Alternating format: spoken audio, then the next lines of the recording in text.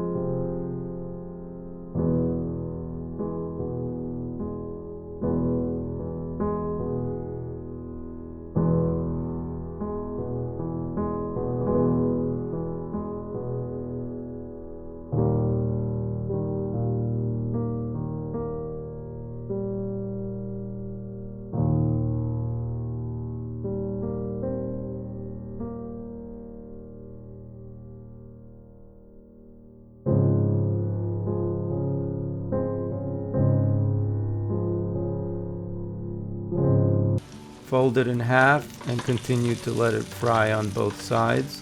And there you have it, folks. That's some good birria tacos.